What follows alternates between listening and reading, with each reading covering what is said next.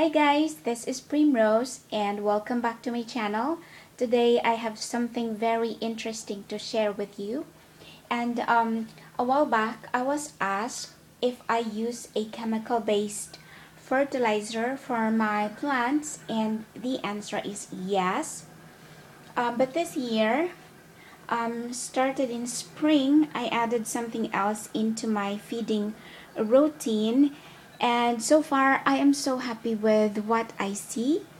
I get very good result, which I think is worth sharing with you guys. So as you'll know, I've been experimenting a lot of stuff, from composting and mixing my own soil mix using the used soil from my plants. And so today I wanted to share with you my feeding routine. And in a minute I wanted to share with you the kind of before and after footage. Meanwhile, let me just show you the stuff that I use for my plants. So I feed my plants with this one. It's a Miracle Grow brand. And we know that synthetic chemicals can burn the roots of our plants, so I stay on the safe side.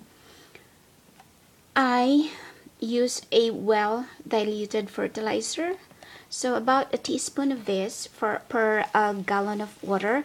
I don't go beyond. Plants do not need so much nutrients anyway. And aside from nutrients, they also need bacterial and fungal activity in the soil. So these microorganisms help break down the nutrients to for the plants to absorb. And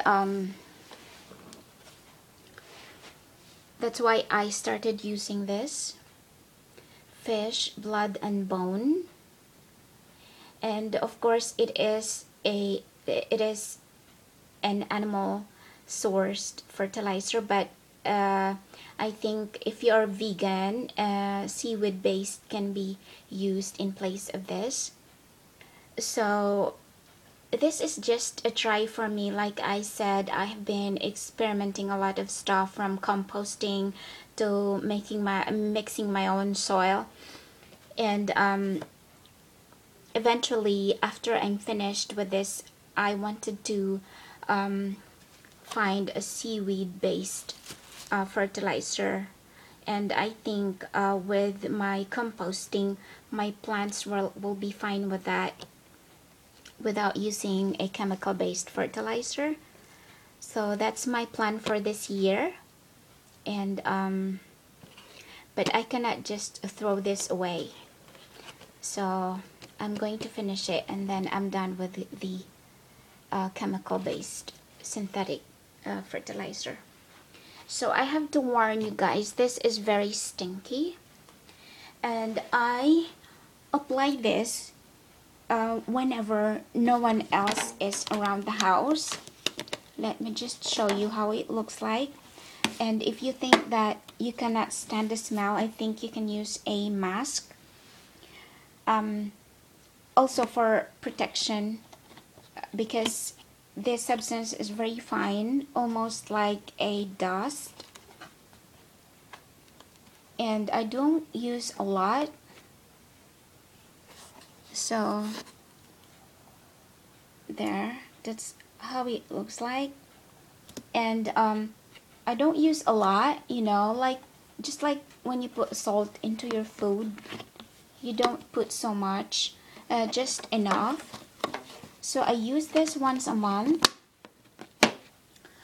I sprinkle it on top of the soil, and then using a chopstick, I kind of tease the soil a little bit to mix them up together. And after that, I go ahead and water my plants. So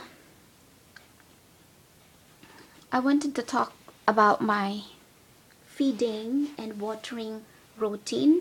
It's the same all throughout spring and summer, and then I stop towards the end of September.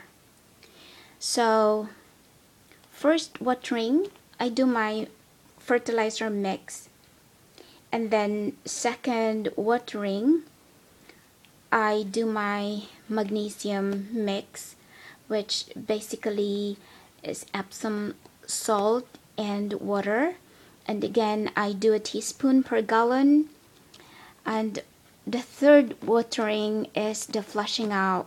I just use plain water to water my plants, and it helps to flush out the buildup of minerals. And so that's basically my feeding and watering routine. Nothing special. And then let's go to comparing the result. I'll show you the result first. Let's start with this Monstera here. This is a very huge plant, and let me just pick this mature plant here. So these are the leaves that I get before the fish blood and bone fertilizer. They are looking healthy, and after that, after I use the fish blood and bone, this is what I get. Let me just step back to show you the difference in size, big difference. And I have another plant here, so this is not a mature plant, so that's the new leaf. And it just unfurled a few days ago. It will still get bigger. And the leaf before that is this one.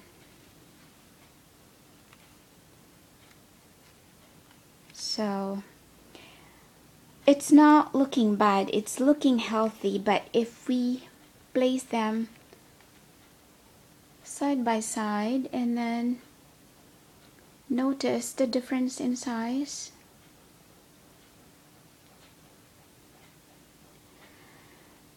And then I have another one here. So this is my kalanchoy.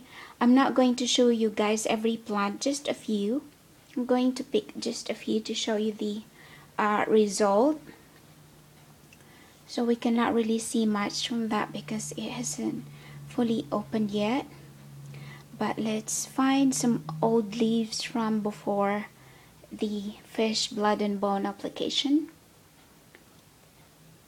So that's an old leaf, and another one, another old leaf, and this is the new leaf. Yeah, so if you can just look here and see the difference. So one last plant. So this is my begonia. We cannot really see much from that because it has just unfurled, but that is a new leaf. And another new leaf. Now let's find an older leaf. So that's an older leaf right there. There. And another old leaf.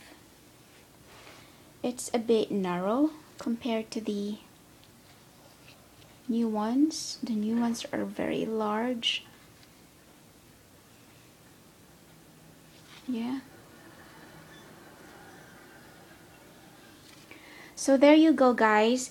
I hope you enjoyed the video, and take care. I will see you in the next video. Bye. Thank you so much for watching.